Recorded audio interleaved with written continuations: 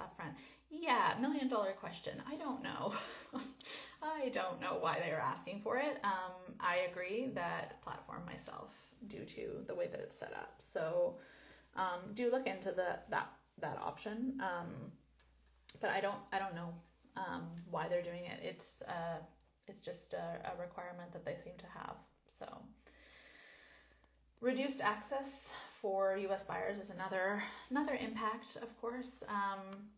Fewer international shops, Canadian, European are shipping to the U.S., right? People have paused their shipping. It's limiting choice. It's limiting the selection that's there. It also can result in less competitive pricing domestically. So basically, if less and less people outside of a country sell into that country, the sellers in that country can continue to raise their prices if they have less competition, right?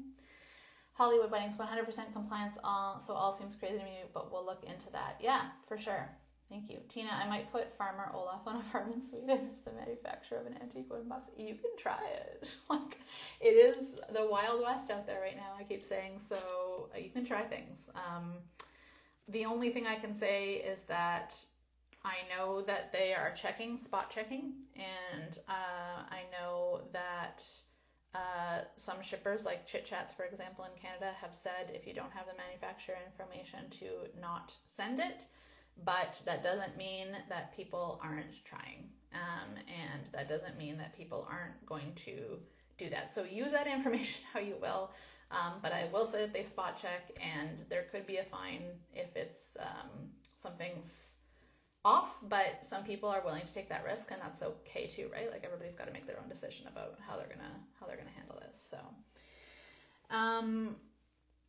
boosting for local shops. So one of the positive things that this all brings, right, is buyers turn to domestic businesses. So for US vintage sellers, this could be a good thing, right? Like they're people who are trying to avoid cross-border costs are going to turn to their vintage shops in the US, which is, kind of the whole point of the tariffs, as I was talking about off the top. So that could be good for them.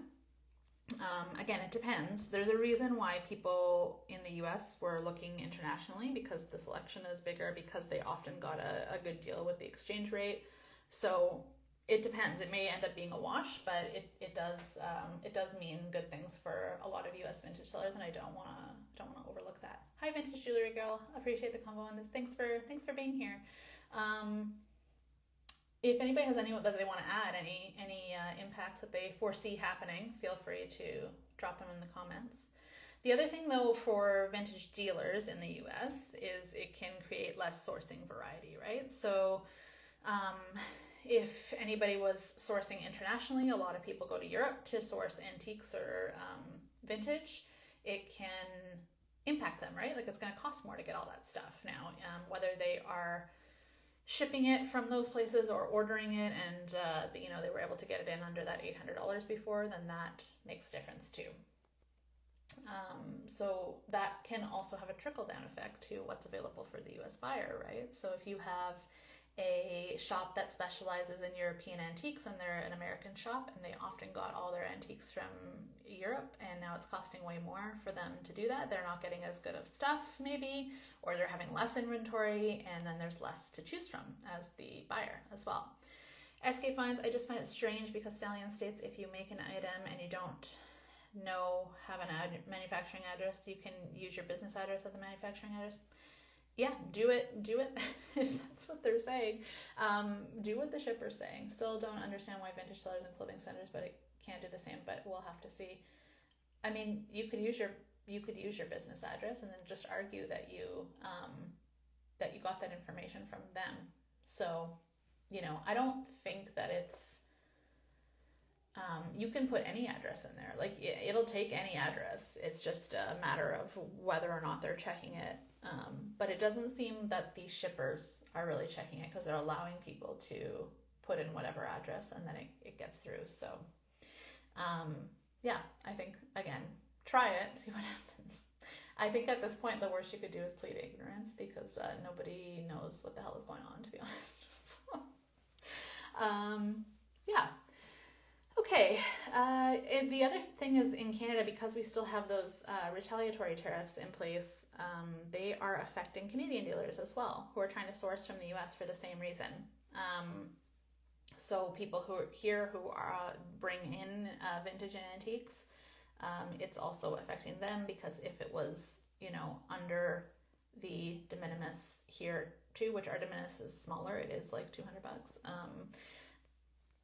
If it was under that, then they were able to get that stuff in without having to pay extra costs, right? So it does have a ripple effect, because those tariffs are in place because the US ones are in place, right? So it affects people on all kinds of levels. Yes, okay. What else do I have here? Oh yes, and then of course the ripple effect, right? So we talked about the impact to the businesses themselves, but also to everybody connected to those businesses. So that's shippers, restorers, estate sale companies, appraisers, thrift stores, people like me, I'm part of the industry as well. There are all these other people that rely on the buying and selling of vintage to be working the way that it did, right? And they're going to feel the slowdown if sellers are not going to the thrift store to source as much, or not going to an estate sale to thrift or to find inventory as much, or whatever the case may be. It does have ripple effects on everybody else as well. So it's so silly to me. Imagine spot checking a Y2K top from the 90s that's worth $14.99. It seems like they have too much time on their hands. Yes, I don't actually know how much they're going to spot check now, and I think we were chatting about that in a DM earlier. But given the volume of stuff, I can't see spot checking being as rigorous as it was during the let's really target the made in China items, which they were doing before. For anybody not familiar, like entire trucks were being turned around before if there was one wrong piece of information. I don't know how much of that is going to continue happening.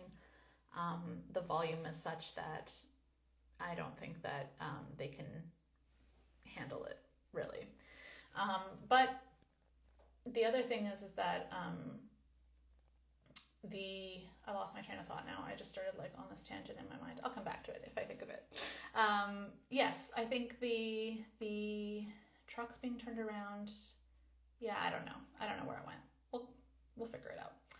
Okay, so tips for buying and selling if you do want to sell, buy vintage at this time, and if you do decide to continue selling to the US. So we'll talk about the buying stuff first, and then I'll get kind of into the vendor segment. And then we'll wrap up. So if anybody's just joined us, we're just chatting a little bit about the impacts and the sort of state of affairs of things right now, where things have been at. Hello, Whitney, nice to see you. And now I am going to talk a little bit about buying vintage during this time. So if you have tips, if you have for a seller and you have tips for buyers and things that you want them to know right now, then drop it in the comments too, and we'll read them out and make sure it gets on the recording of this. But I said earlier about supporting people right now. I think one of the big things, and this space, I think buyers are already really accustomed to doing this, but thinking about who you want to support with your money, right? So local shops, that might be local shops, local being in your region, in your state, in your province, in your country, whatever. Not just the bricks and mortar stores, which need the traffic, but of course your e-commerce stores too. So I don't want to overlook that, right? These people who are cross-border selling into the US, or who were a US seller who was dealing in cross-border sourcing, for example, getting their inventory from other countries, this has affected them too. So finding out who is in your region, in your country, in terms of an online seller is a helpful thing to do too. On most platforms, you can filter by domestic shops if that's something that's important to you. If you do want to shop domestically, you can actually find out who is a shop in your region. If you want to support international businesses during this very difficult time, then that's great news too, of course. There are still plenty shipping to the US, so I want to highlight that. I know we've talked about people who have paused to the US, but there are still plenty. There's some who are in the comments here who are still shipping to the US, and that's great news. So everybody has their own priorities in terms of what they're going to do. But I think getting familiar with some of what we talked about today, so in terms of what sending via Canada Post or USPS or mail carrier means versus what sending via FedEx or UPS means. So you can see that information on a listing. It'll tell you. There you go, Vintage Jewelry Girl. We are shipping to the US. Can you tell us if you are doing delivery duty paid or unpaid?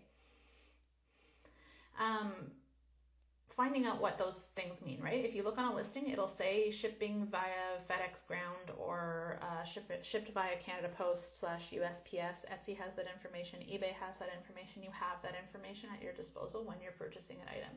So as soon as you see that it's coming via Canada Post or USPS, then you know as the buyer that right now you don't actually owe anything on that. That those tariffs and duties are being prepaid for you by the vendor right now, right? So that is helpful to know. Like, there are certain things that are not going to cost you any more money as a US buyer right now if they are coming via postal shipments because of the way that they are collecting the tariffs and duties on that right now. Again, that may change in the future. But yeah, like Vintage Jewelry Girl is saying, paying any duties on our end. So really that means as a buyer, that if you are buying a necklace for $50 or whatever, then it's $50. And like there's no change. So I think it's important to know that because it's not a big blanket thing that's happened. There are all kinds of things going on in which, pricing hasn't changed for the buyer anyway. And it's helpful, again, to look at how something is being shipped. So yes, Hollywood Weddings, please tell us what's working for you. Al, the Vintage Shop, I sent out 2 packages today via FedEx DDU. Okay, great. So those packages will show up to the customer on the other end, and then they'll get that invoice for it. I just ordered something from the States on eBay the other day, and I know I'm going to get that little bill at my door. It is something, if there's an item that you are really seeking and trying to find, it's paying the duties. It hurts a little bit, but it's worth it if you can't find it anywhere else, right? So it's good to know, again, that buyer, knowing that that's coming via FedEx, and they'll know that they're going to have that invoice. Buyer chose to continue and pay on delivery. Great. So this Vintage Shop owner, I'm assuming, talked to the buyer to find that out. I think that's a great thing to do, just to double check that they know what's coming, so that they know that they can, that they are meant to pay that when it comes to the door. SK Finds, I worry that they will refuse the item and send it back to me. Yes, I want to talk about that. So people may have heard that you can do that. Obviously, something can show up at your door and FedEx can tell you that you have this bill for it as a buyer, and as the buyer, you are technically able to refuse the item, right? If you refuse the item, you don't get a refund, you don't get the item, and you may have to pay return shipping. It's probable that the seller will have to pay return shipping, but that's the case.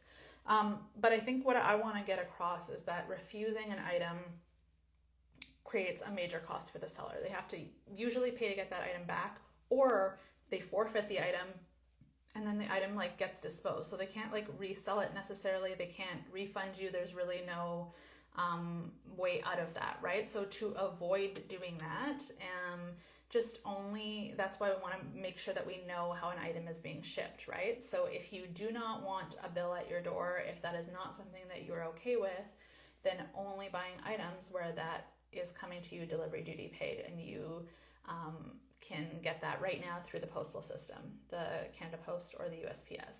And you can ask the seller ahead of time. They would way rather you ask than have you refuse the item at the door. So it's kind of a new way to shop, I guess. It's a new way to examine the information on a listing and make sure that you actually know what's going on. A lot of sellers are starting to include more information in their listings and telling you, this is going to have tariffs. I want you to know this ahead of time. They do want to be transparent with you because they want you to get that item and be excited about it and be understanding of the costs that are involved, if there are costs. Because again, like I said before, there are some cases where they're going to prepay it for you and then there aren't the costs. So,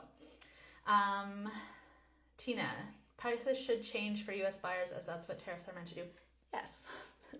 Yes, it is what they are meant to do. In every other case, we as the buyer pay duties. And if there were tariffs, then the tariffs too. Like anytime I order from the US, or, I've ordered the odd thing from the UK, even Australia, I've ordered the odd thing from, that item comes to my door and then I have to pay as the buyer. Like, that is just how it works usually with this stuff. And this has been a very unique situation in that there have been sort of rules in place that those duties must be collected ahead of time. And I think part of that is because of the volume of stuff going in, they knew that they were never going to be able to facilitate all that themselves. So they've instituted this where it's like, okay, you have to pay the duty. And again, like I said earlier, right now we're in a situation where the vendor is having to cover that cost, front that cost, but there will be solutions that come up that collect those duties from the buyer at checkout. We will see that happening eventually. So the buyer will ultimately pay, I think, in a lot of those cases. Escape Finance, I know NetParcel said if the buyer sends the item back, you are responsible for paying all duties. That sucks, yeah. So I'm sorry to hear that. It depends on what shipper it is. That may happen, that the seller is responsible for paying all duties. So again, like as a buyer, it's just like a good citizen, just trying to find out what you're going to have to pay so that you know. And then, you don't have to order it if you don't want to pay it. And that's kind of the thing, right? People would rather know ahead of time. Al, I check in with each sale. I cancel if they choose, no problem. That's great. Yes, exactly. So it's good as a seller to check in. I know it's extra work, but just that extra thing, because right now it's a learning period, right? Like people don't necessarily, they're not necessarily familiar with this, right? Unless they happen to be on All My Lives and know what's going on. It's unlikely. But lots of people don't know what's going on. And so there is going to be a period where buyers are going to figure this out really quickly. And I think it's helpful as a seller to help give them that extra information right now and be transparent. Even though, yes, ultimately with delivery duty unpaid, I should say, it is the buyer's responsibility. Just sort of guiding them and helping them make a good decision right now is a good thing to do for yourself as well, not just for them. If you're just joining us, we're talking a little bit about buying tips for this vintage era, this new era that we're in. And if you have any, I'd love to hear. If you're a seller and you have something that you want buyers to know, then tell them here. Another thing that's come up a bunch of times, and I just want to make sure we cover it here, is that in-person is different. Okay, so if you are flying to the UK or France or wherever, you still have an accompanied baggage exemption of US $800. So that is different than shipping items worth US $800. So if you have it on your person, in your luggage, then you still get that exemption. That still exists, right? That's a different $800, just happened to be the same amount, which is confusing. The other thing to know as a buyer is that split shipments aren't allowed. So if you wanted to get multiple things to try and avoid high tariffs, I don't know that would apply anymore now that de minimis is over. I had that as a note. I don't know why. Before, basically, people were trying to avoid paying over $800 and asking the seller to put it into multiple packages, or the seller was doing that. But they actually have technology at the border that can check if some things are going to the same address over and over again. So I don't know that would be the case now that we're in this era that everything is getting tariffs and duties. I don't know why I wrote that. I was probably just zoned out. But regardless, multiple shipments to the same address, they are checking for that kind of stuff. So if something is fishy, they may be spot checking a little bit more. So again, if you missed it at the top, antiques and artwork, some of that stuff is exempt from the duties. And then some informational materials and artwork is exempt from the tariffs and duties. Okay. Tina, on Etsy, we can make a variation where the buyer has to choose an option. I'm in the US and no, I have to pay a tariff. I'm not in the US when Etsy makes the option available.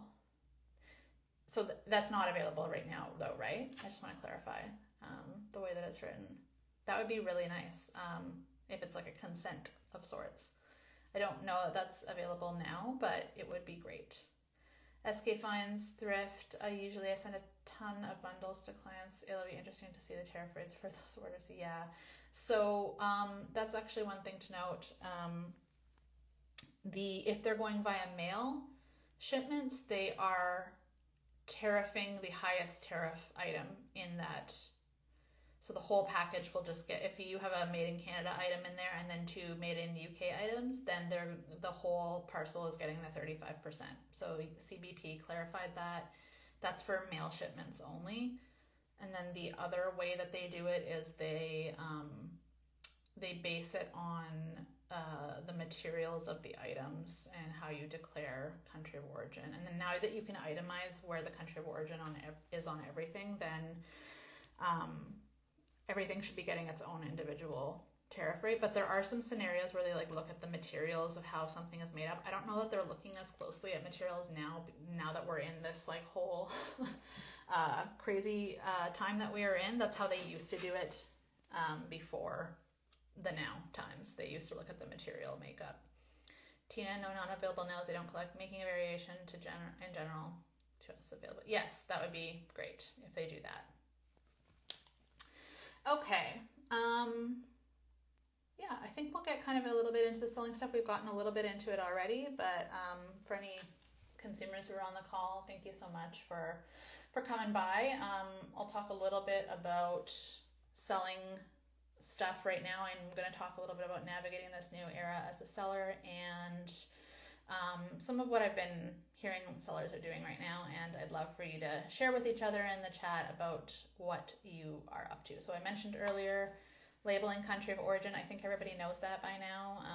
On all products is kind of the best practice. There are marking rules for items over 20 years old that you only have to put it on the outside of the package and not on the individual items themselves. But there are some shippers, like in Canada, Chit Chats and Stallion are literally requiring every product to be marked. So do with that what you will, but country of origin is supposed to be on all products. Obviously including the HTS codes. We talked a little bit earlier about manufacturer information and how some shippers are asking for it. Manufacturer information is supposed to be the address of the manufacturer. Obviously, sometimes you don't know that, or the manufacturer has gone out of business. Some people are trying to use any address and it's accepting that. If you want to do that, that's up to you. I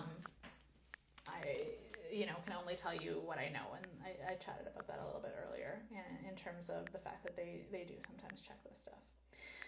If you can't determine origin, the best practice is to just say it's made in China, because most likely it was, if you don't have anything else to go on. So it'll help to kind of avoid misdeclarations, even though the China tariff is quite high. If you have no, indication that it might have been made in Canada or Europe or wherever, then China is probably your best bet. But yes, they are checking.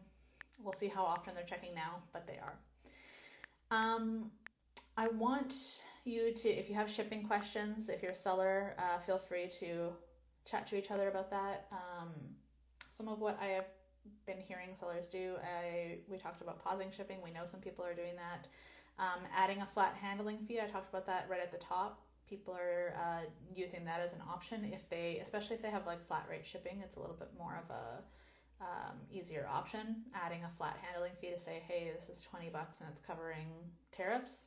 I'm seeing that a lot on if people sell on social media, especially, maybe not so much on Etsy, because like Tina mentioned earlier, you have to apply it to everybody on Etsy, and it's not like you can differentiate. So depending on how people are selling, there may be, if you're buying something direct on Instagram, there may be a $20 fee or something like that to help pay for the tariffs. Buy now, shop 59. Hi, if selling via a live show, educate the buyers as much as possible and keep the lines of communication open after the sale. I love that. Thank you for adding that. I totally agree. And I was just saying, I think even though it's the buyer's responsibility to know about all this stuff, I think it's important to provide that communication, and it's helping yourself, right? It's helping you with potentially not having a returned order or whatever. It's creating some trust as well with the customer. They feel like they can turn to you for that kind of reliable information. I think that's helpful. And, the more transparent you can be, the better. You are transparent as a small business owner in a way that a big company never really could be. So I think that that's also appreciated by people. SK fines. In your opinion, do you think they would be random checking or checking larger orders coming in, like businesses who deal with high volumes and higher priced items? Just curious. Yeah, I think they are probably checking stuff that is going to the same address. So I know a lot of people on Amazon are kind of like doing drop shipping / fulfillment type of things, and they're sending stuff to the same place all the time. They're probably checking that stuff a lot, because that is how the fentanyl was getting in a lot of places, I guess, those kinds of orders, I guess.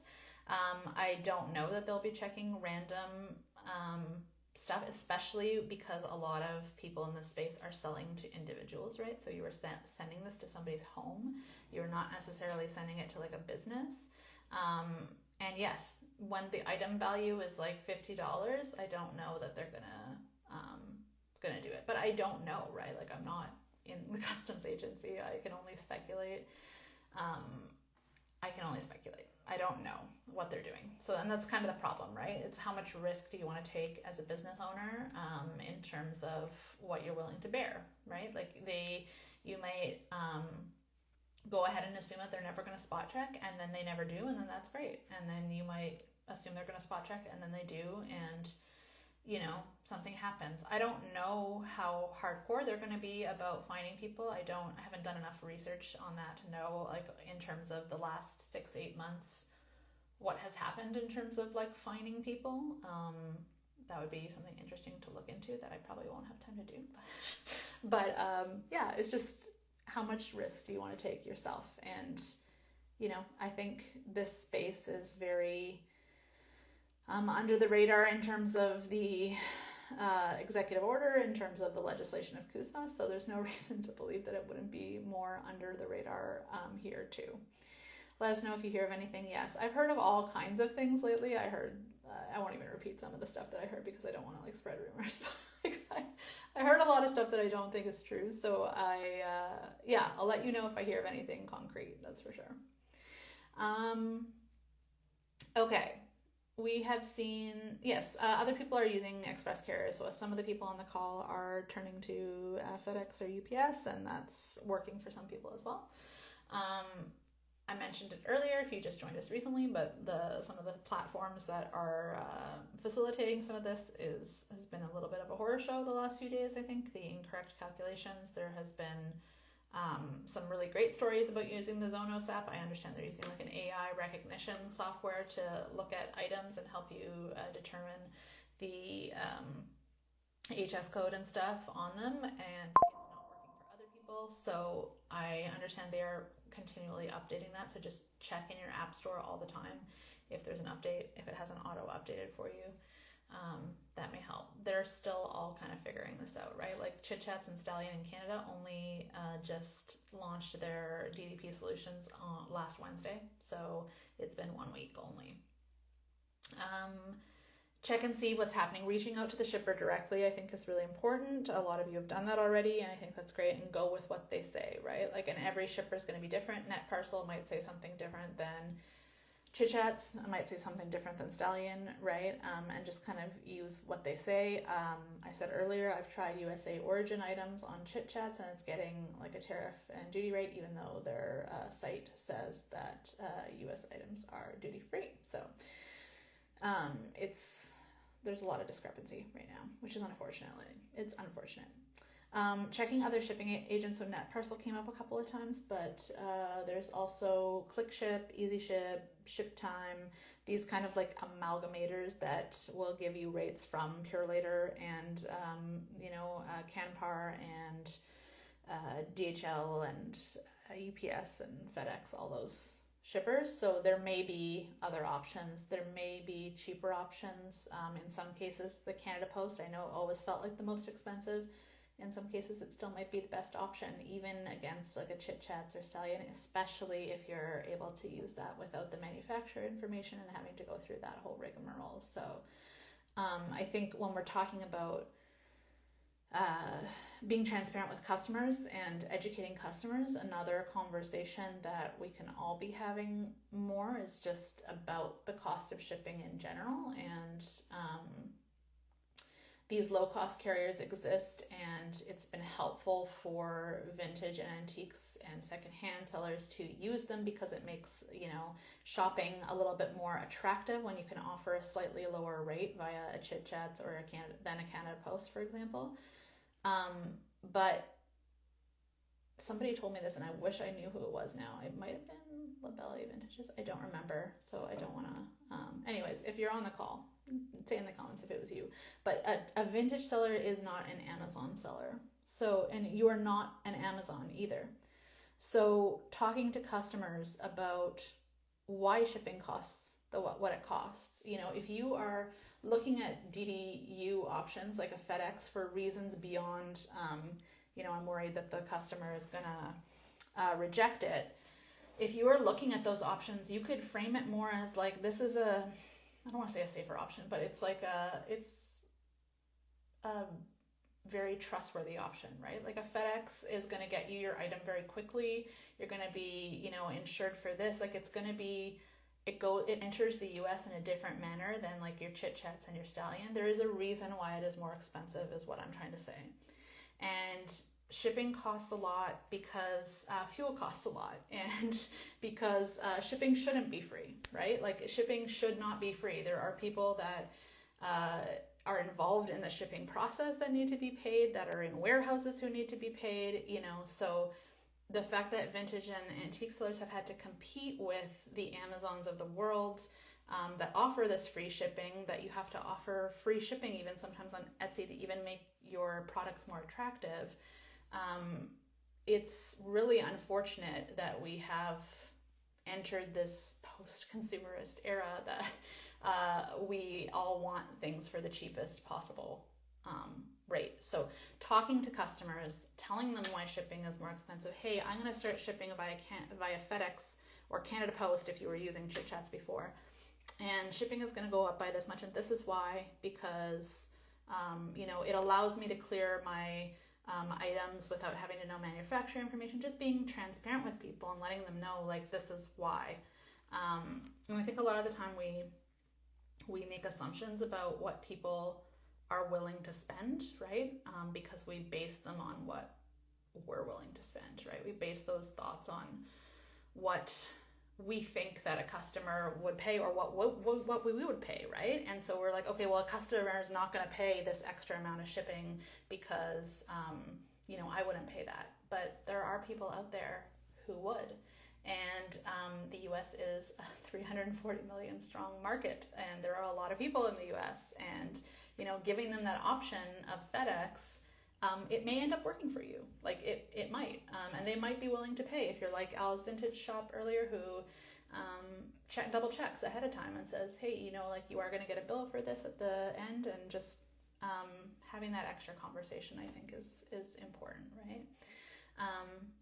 Can't always expect everything for free, and I know a lot of consumers don't necessarily get that or agree with that, but it's true, and there's a reason why shipping is expensive. That's what I'm trying to say. I feel like I was on a real tangent there, but so yeah, studying what might be a viable option for you, I think, is a really good thing. That might include the delivery duty unpaid. Yes, I don't think many of my customers will pay $75 US for a $35. Yes, that's a good point, Dina. There are going to be items that are they're non-competitive when you introduce that kind of shipping cost, especially because you're sending from overseas, and that's going to be more expensive than somebody shipping from Canada. So yes, a $35 item, it's not going to make the most sense, right? But if you have an item that's worth $100, that buyer may have already made that kind of decision in their mind to spend that amount, right? And they might be willing to pay more for shipping to get that item. If you have an item that's worth $200, $300, $400. So it always depends on what that inventory is. But I agree with you. A $35 item with that kind of shipping rate, it's not going to be viable. But looking into it, I think, is important. Getting very clear on what is required of you once you choose a shipper, and then just sticking to that shipper, like I said, like letting them tell you what to do, and then just pleading ignorance. If anything comes up, just be like, my shipper told me this, right? So just really understanding what is required of you from that shipper. And that can be hard because we're all here comparing Stallion, Chit Chats, blah, blah, FedEx. Choosing that shipper and then abiding by their rules, I think, is a good way to go. Listings information. So we had somebody talk about how they reached out to customers, but as much information as possible. Yes, customers don't read, but that doesn't mean the info shouldn't be there. So whenever you can, and I know that is a huge job for some people because there's so many listings, but I think I think it was was it Buy Sell who said that earlier? Buy Now Shop 59 was saying transparency and communication really helps right now. So the more information that you can share, the better, letting them know what to expect, how your items are shipped. All my items are shipped by Canada Post, blah, blah, blah. Even though it says that on your shipping or who the carrier is. Having that information again at the top of the listing could help. It could catch somebody's eye there, so that helps. Looking at domestic opportunities, so a lot of people are using this opportunity. I don't want to call it opportunity. A lot of people are using this moment in time to look at new revenue opportunities, right? So not just in person, because that is like a common go-to, what can I do locally in my local market? And that's a good thing to look at, but on your platforms too, right?